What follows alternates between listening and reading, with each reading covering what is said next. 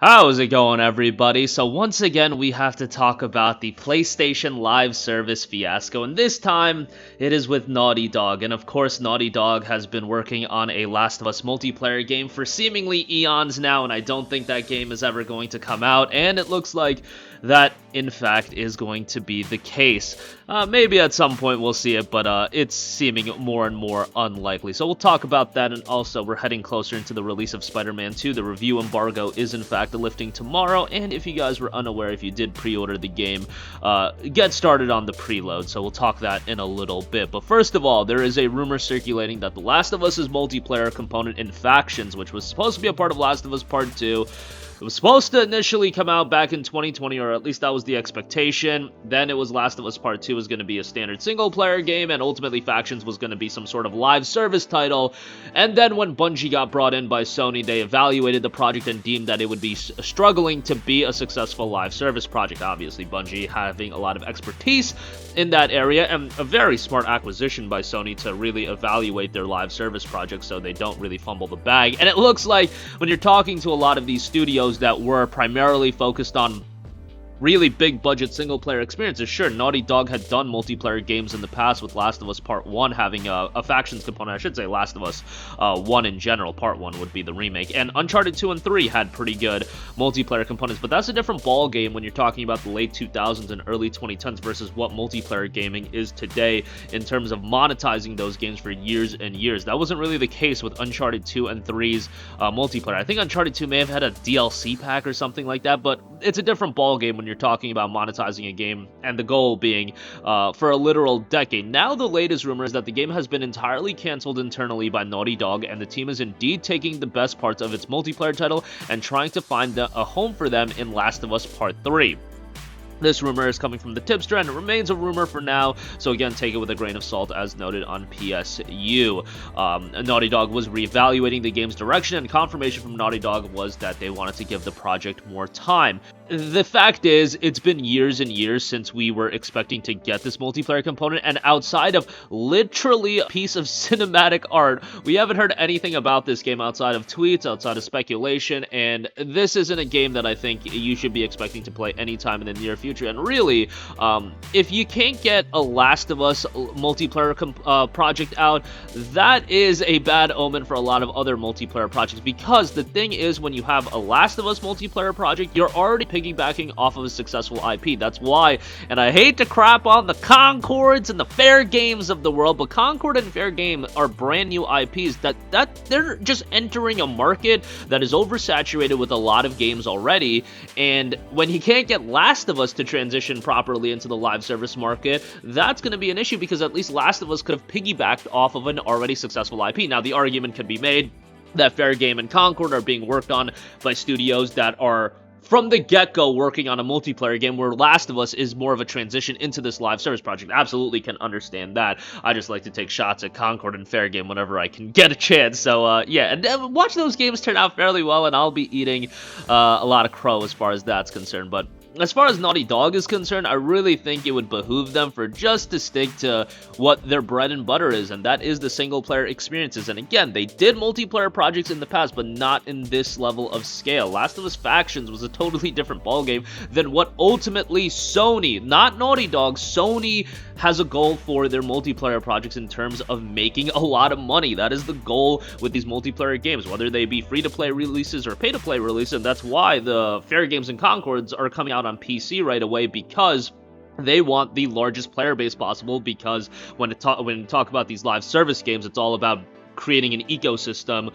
for those games to be successful. It's not really about pushing consoles. Those games themselves are their service, hence the terminology of live service. Last of Us Part 3, I think, is a formality that is going to be Naughty Dog's next game that we're going to see. Last of Us Part 2 came out in 2020, and I don't think Part 3 is going to come out until 2025 at the earliest, and honestly, probably 2026, just because of these development cycles getting longer and longer. You guys already know my opinions on Last of Us Part 2. I was pretty down on that game in general, but a lot of you guys enjoyed it, and this isn't even a crapping on Naughty Dog. It's just the idea of the big push on live service that I'm down on. Naughty Dog is fine as a studio. Some people hated Last of Us Part 2, but those people, I guarantee you, are pretty much in the minority, and I can even concede to that, being somebody that hated Last of Us Part 2 and thinking that the game's story direction wasn't great. But at the end of the day, like, I know that most people did enjoy the game, so if you did enjoy it, more power to you, and you'll probably really enjoy Last of Us Part 3 as well, but you probably won't play that for a couple of years. So it would have been nice to have some sort of multiplayer project bridging the gap between Last of Us Part 2 and 3, but we can't always have nice things, can we? Moving on from that, a nice thing you can have very soon is Spider-Man 2, and if you did pre-order the game, the preload is live right now. Given the game is weighing in at about 86 gigabytes, I would jump on that as soon as possible. So you are good to go to play this game on Friday. Obviously, Spider-Man 2, the direct follow-up of Spider-Man Remastered, as well as Spider-Man Miles Morales. Those games, while not available on PlayStation Plus Extra, Miles Morales they pulled Spider-Man 1 from Plus Extra, but I know most of you guys already have Spider-Man 1. I don't know how many of you guys are doing a replay of it. Tried to give the replay a go-through. I don't know if I'm going to complete it by the time Spider-Man 2 comes out, but we'll see how that goes. Given that, again, it's 86 gigabytes, jump on this as soon as possible. $70 is a hard sell for a lot of games these days, but I've always said there are some games that the $70 price tag is not going to deter anybody from picking it up. Spider-Man 2 is one of those games that a $70 price tag will not deter anybody from picking that game up. It is unfortunate that this game is coming out around the time of so many other big games. I know a lot of you guys are busy with Lords of the Fallen right now, and Alan Wake 2 is coming out, but let's be real. It's more of a case of those games have the unfortunate reality of being released right around Spider-Man 2 than the other way around. Spider-Man 2 is a behemoth that is going to do very, very well, and I think that is going to be very apropos based on, you know, if you hear the rumblings of how this game is going to review.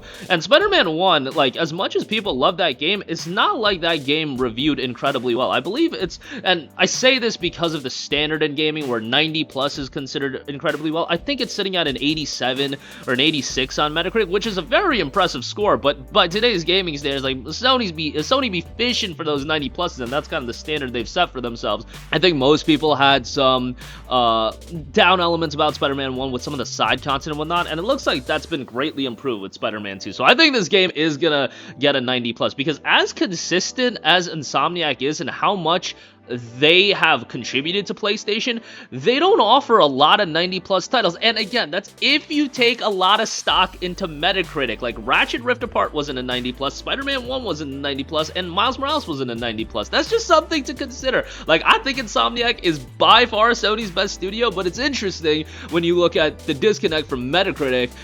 But, you know, Insomniac has that play of they're so consistent, where Sony Santa Monica, they're getting a bunch of 90 pluses, but they're putting out a game every 5 years. So something to consider. And again, that's if you put a lot of stock into Metacritic, which I know a lot of you guys do. I know a lot of you guys have a lot of opinions on Metacritic, and some people definitely have opinions the other way. But that'll do it for me. Again, Last of Us' multiplayer title looks to be canceled. I wouldn't be looking to play this game anytime in the near future. I mean, when it's been this many years and all we have to dissect is a piece of art, yeah, brother, it's probably never coming out. Or at the very least, when it does come out, it'll be baked into Last of Us Part 3, and it'll be probably very different than what it was initially envisioned as. And Spider-Man 2 preloads are live right now, so go check that out if you did pre-order the game. I know a lot of you guys are picking up physical copies as well, but that'll do it for me. Sound off with all of your thoughts in the comments section down below. Thank you for watching, and goodbye.